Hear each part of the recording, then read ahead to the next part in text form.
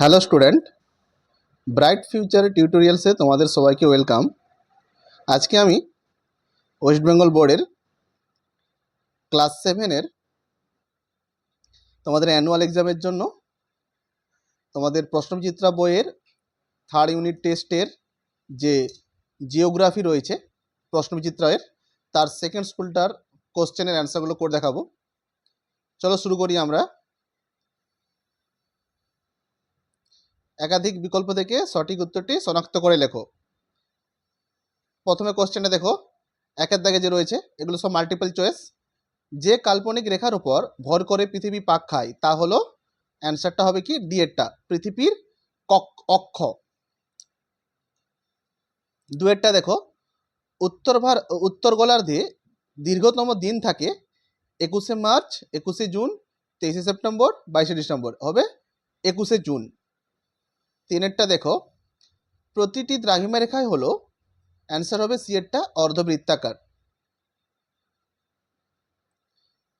চারেরটা দেখো, জিএমটি মানে Greenidge mean time ও IST মানে ইন্ডিয়ান স্ট্যান্ডার্ড টাইমের মধ্যে সময়ের পার্থক্য হলো 5 ঘন্টা 30 মিনিট। ডি এরটা হবে 5 ঘন্টা 30 মিনিট। এবার পাঁচেরটা দেখো, সমুদ্র পৃষ্ঠে বায়ুর চাপ বায়ুর স্বাভাবিক চাপ হলো, বি এরটা 1013.25 মিলিবার। ছয়েরটা দেখো, বায়ু যখন শীতল হয় তখন তার চাপ বেড়ে যায়, এরটা হবে বেড়ে যায়। সাতেরটা দেখো, ছোটনাগপুর মালভূমি হলো এক ধরনের, ডি ব্যবিচ্ছন্ন মালভূমি।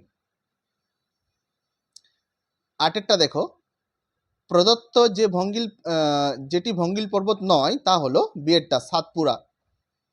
নয়েরটা দেখো, উৎস থেকে মোহনা পর্যন্ত কোনো নদী বিধৌত এলাকাকে বলে, বি এরটা নদী অববাহিকা। দশেরটা দেখো, ক্যানিয়ন গড়ে ওঠে শুষ্ক অঞ্চলে, এরটা হবে শুষ্ক অঞ্চলে। 11টা, যেটি জল দূষণের সঙ্গে যুক্ত নয় তা হলো, বি সিলিকোসিস। 12টা দেখো, ভূপৃষ্ঠে বৃহত্তম স্বাদু জলের ভান্ডার হলো, বি বরফের স্তূপ।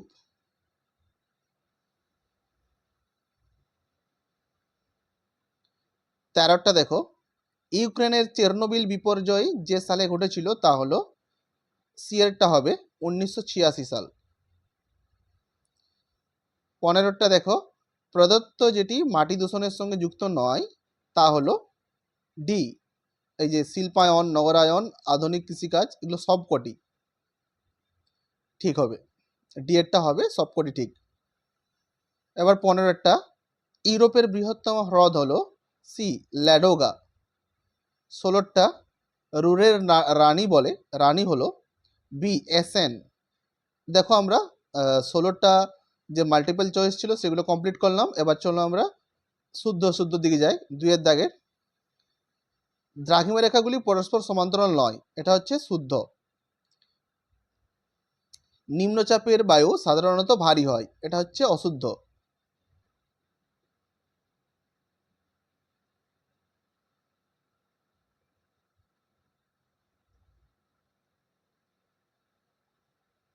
স্তূপ পর্বত বহির্জাত প্রক্রিয়ায় গড়ে ওঠে, এটা অশুদ্ধ। 4-এরটা দেখো, জল দূষণের ফলে ফ্লোরোসিস রোগ হয়, এটা হচ্ছে শুদ্ধ। লন্ডন অববাহিকা প্রধান নদী হলো রাইন, এটা হচ্ছে অশুদ্ধ। এবার দেখো, উপযুক্ত শব্দ বসিয়ে শূন্যস্থান পূরণ করো। পৃথিবীর অক্ষে প্রান্ত দুটি হলো উত্তর ও দক্ষিণ মেরু। এটা তোমাদের যে ড্যাশটা, ওটা আমি কি করেছি না, ওই পিঙ্ক কালার করে দিয়েছি, ওটা তোমরা ড্যাশ হিসাবেই ভাববে। 2-এরটা, দুটি দ্রাঘিমা রেখার মধ্যে দূরত্ব সবচেয়ে বেশি হয় নিরক্ষরেখায়। 3-এরটা, শুষ্ক বায়ু থেকে আর্দ্র বায়ু হালকা হয়। ভূপৃষ্ঠের স্থলভাগের 75% অংশ নদীর কাজে দেখা যায়। 5-এরটা, প্লাস্টিক মাটি দূষণের অন্যতম প্রধান দূষক। 6-এরটা, আমস্টারডাম হলো পোল্ডার ভূমির বৃহত্তম শহর। এবার দেখো, একটি বা দুটি শব্দে উত্তর দাও। 4-এর দাগের, বছরের কোন মাসে আমরা সূর্যের সব থেকে কাছে আসি? না, উত্তরটা হবে বছরের জানুয়ারি মাসে আমরা সূর্যের সব থেকে কাছে আসি।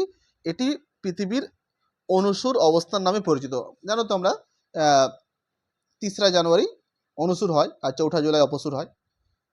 অনুসুরে আমাদের 14,70 লক্ষ কিলোমিটার দূরত্ব হয় পৃথিবী থেকে সূর্যের, তাই এটা সব থেকে আমরা কাছে থাকি সূর্যের।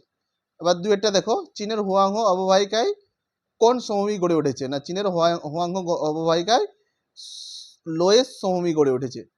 তিনেরটা দেখো, আন্তর্জাতিক নদী কাকে বলে?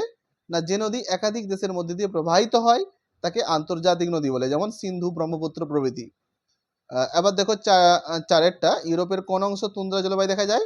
ইউরোপের কোন অংশে তুন্দ্রা জলবায়ু দেখা যায়?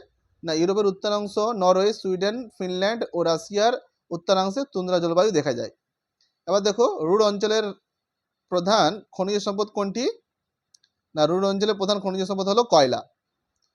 তাহলে স্টুডেন্ট, তোমরা তোমরা এই শর্ট কোশ্চেন আর সমস্ত যে কোশ্চেন অ্যান্সারগুলো করানো হয়েছে এগুলো খুব মুখস্থ করে নেবে। এগুলো তোমাদের থার্ড সামেটিভ মানে অ্যানুয়াল এক্সামের জন্য এগুলো খুবই গুরুত্বপূর্ণ।